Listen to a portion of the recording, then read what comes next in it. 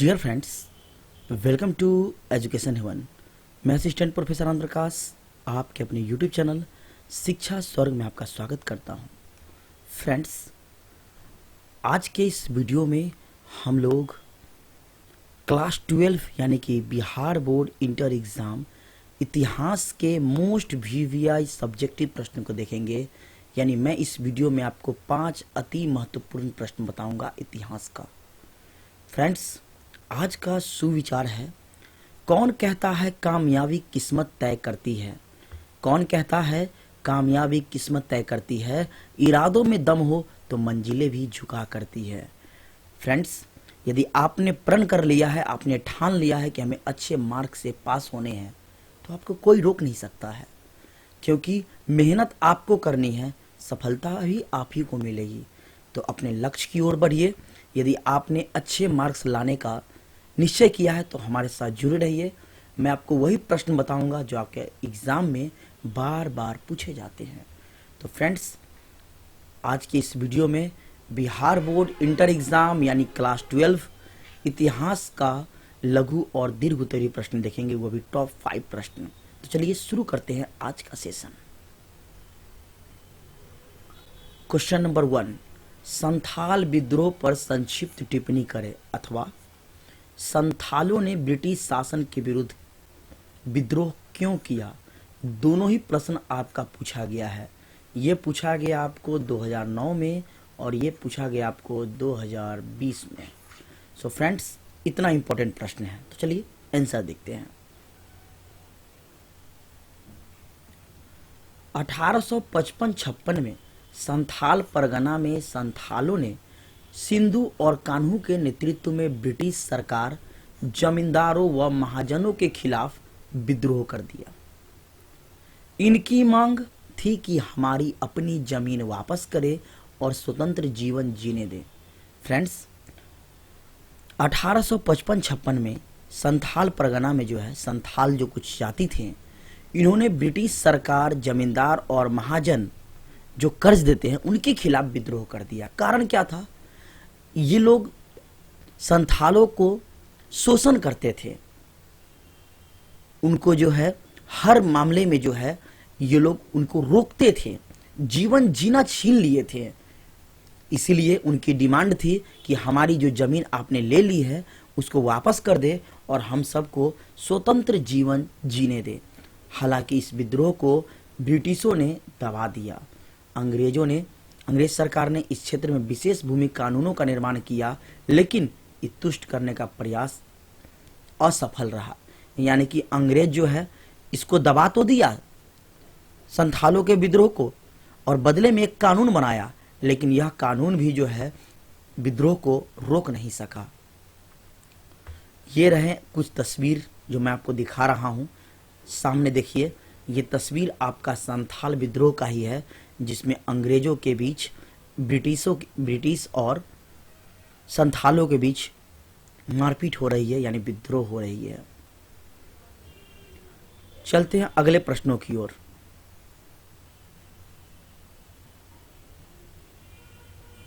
Question number 2, 1857 की क्रांति क्या था? इसकी असफलता के 4 प्रमुख कारणों को लिखें।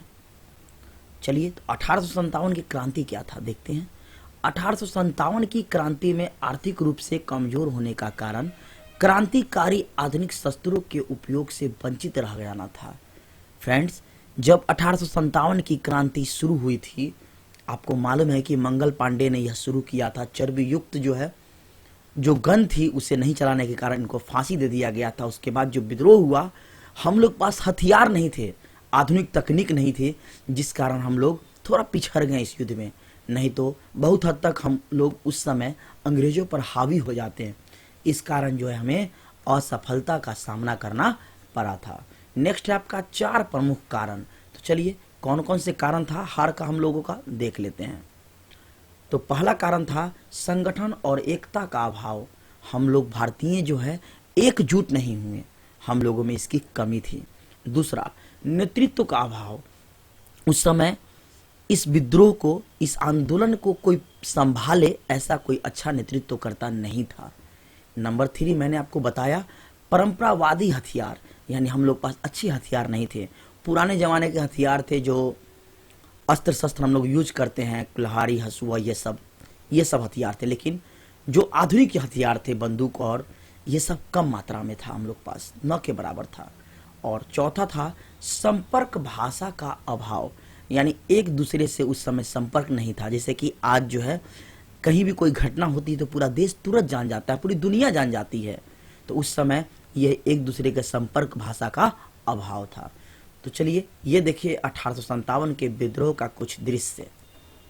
ये रहा आपका 1857 के विद्रोह का दृश्य। चलते हैं अगले प्रश्नों की ओर। नेक्स्ट प्रश्न है आपका, रानी लक्ष्मीबाई की जीवनी लिखें। रानी लक्ष्मीबाई का जन्म 19 नवंबर 1835 में हुआ था। उनका विवाह 1842 में झांसी के राजा गंगाधर राव से हुआ, बहुत कम उम्र में। तब वो झांसी की रानी कहलाई। रानी लक्ष्मीबाई ने 1851 में एक पुत्र को जन्म दिया, लेकिन 4 महीने के बाद ही उस पुत्र की मृत्यु हो जाती है। तब जाकर रानी लक्ष्मीबाई ने एक पुत्र को गोद लिया था। उस पुत्र का क्या नाम था? दामोदर राव। क्या नाम था? दामोदर राव।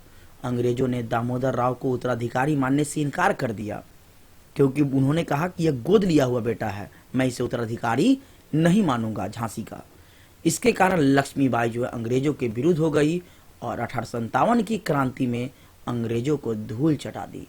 यानी खूब लड़ी मर्दानी, वह तो झांसी वाली रानी थी। आप भी जानते हैं इन्होंने हमारे देश के लिए कितना कुछ किया। ये मैं आपको तस्वीर दिखाता हूँ। ये देखिए तस्वीर 1857 की क्रांति का, जिसमें अपने बेटे को जो है पीठ पर बांधे हुए लड़ाई करती हुई नजर आ रही है झांसी की रानी। नंबर 4, क्वेश्चन नंबर 4, उत्खनन से आप क्या समझते हैं? आंसर क्या होगा?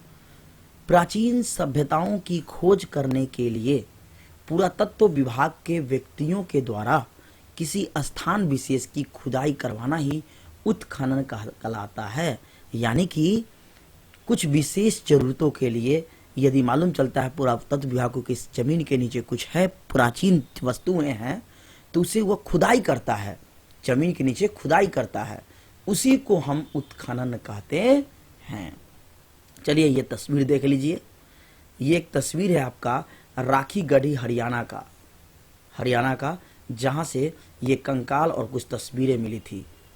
ये उस जमाने की तस्वीर है। तो आज भी यह सरकार को जब मालूम चलते है कि जमीन के नीचे कुछ है, तो वहां जो है खुदाई किया जाता है। उसी खुदाई को हम लोग उत्खनन कहते हैं। चलते हैं अगले प्रश्नों की ओर।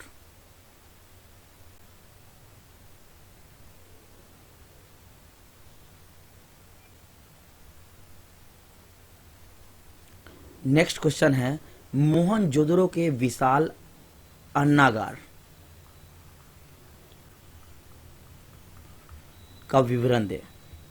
तो मोहनजोदड़ो में ही 45.72 मीटर लंबा एवं 22.86 चौड़ा एक अन्नागार मिला है। हड़प्पा के दुर्ग में भी 12 धान्य कोठार खोजे गए थे। ये 2 कतारों में 6-6 की संख्या में थे।